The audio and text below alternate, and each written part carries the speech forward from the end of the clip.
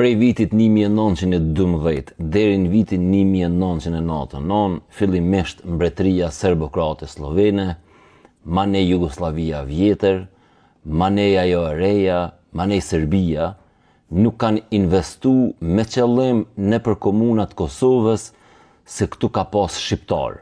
Ai pushtus të kalon në varfni, pa rrugë, pa autostrada, pa fabrika, pa punë, se nuk je kon serb, po se je kon shqiptar.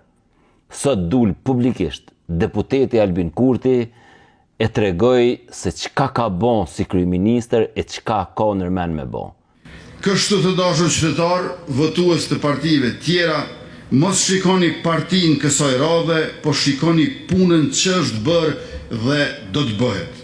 Në komuna si Shtimja e si Kamenica, për 4 vite kemi quar investime dhe buxhet, aq sa tjerët as për 20 vjet nuk I kanë quar.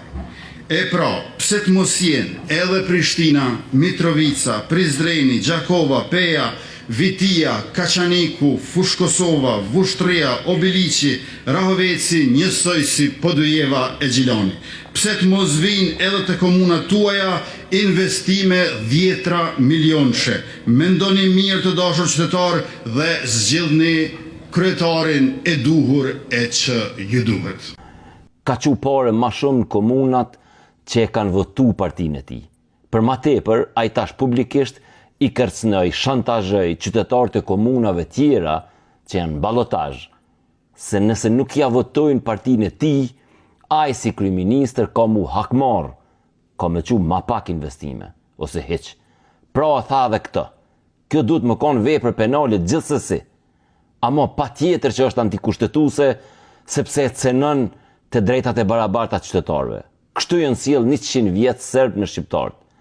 Tash Kurti e ka marrë një faqe prej qasoj libre, edhe ka vendos mi penalizu krejt ata që ai konsideron rebel, të padëgjushëm, jo lojal, që nuk I nënshtrohen atij. Kjo është një përvojë e jona e hidhun për 100 vjet, që na kanë penalizu, që na kanë lënë anash, na kanë varfnu, veç pse nuk I kena taku njët saktume.